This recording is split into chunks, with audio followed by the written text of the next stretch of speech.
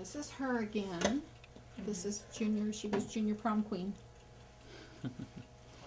So you see, all of that counseling that she had when she got out not only helped her, but helped her raise her kids, and they've grown to be successful young people.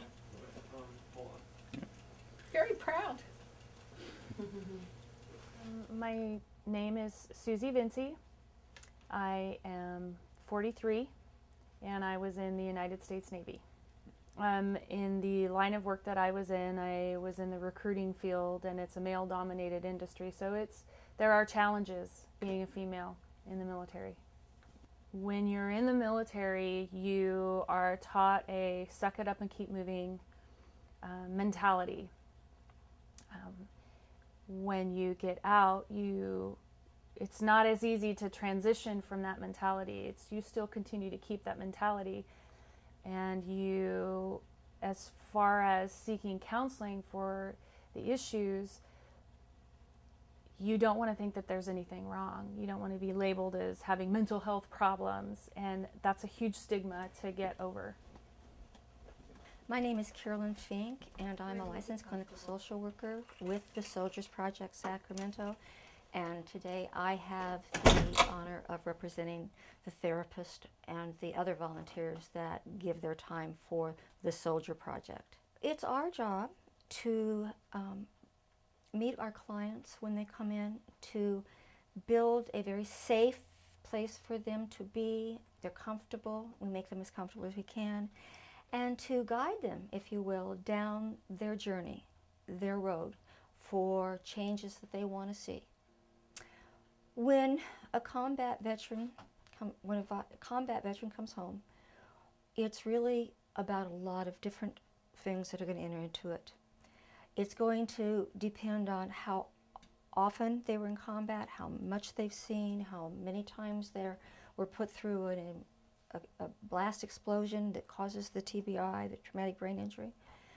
But I do know this, that everyone who goes off to war that I've seen and talked to, or their family, tells me they come back different. They're different because they left a world that they believed was safe, and that they were pretty good people, because Mom didn't raise any bad guys, or girls. But war changed them, and they do come back changed, and the family members don't recognize them, and they don't know how to reach out to them. All they know is that they're not the same. And they have to come back now and say, how do I fit in this global world? And how do I make a re-entry into my own community, my own family? How can I go back and be a good dad or a good mom after what I've done, what I've seen, what's been done to me? Shortly after I was released from the military, I went through a divorce, and I was very angry and very bitter. And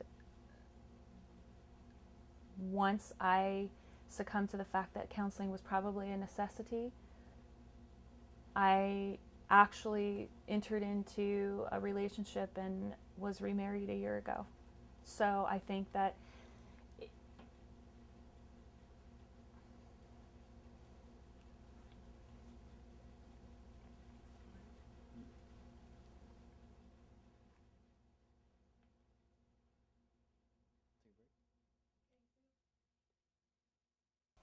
Well, of course, the Soldiers Project and all of us believe that the first step is to get the kind of treatment that you need for your psychological injuries. And that means that we hope that they'll seek out therapy. And we also need, our goal is to help them reintegrate into a world that they've left behind, and they're coming back to very differently. They're coming back to a world that's passed them by in many ways. It's hard for them to relate with what's going on. Their injuries sets them apart from others. It's dependent on how many programs we have in place for these young men and women to help them re-enter. Things like education and family support. You know, when a soldier goes to war, and I'm using the term soldier generically, when a soldier goes to war, their families go with them. Everyone is affected by the deployment of a soldier. A parent always wants to see their children happy. And when she first got out, she wasn't at all happy. And after the counseling, things started coming together. And she's back to the same Susie she was before she ever went in the Navy, when she was in high school and at home. She has so many friends, and everybody just absolutely loves her.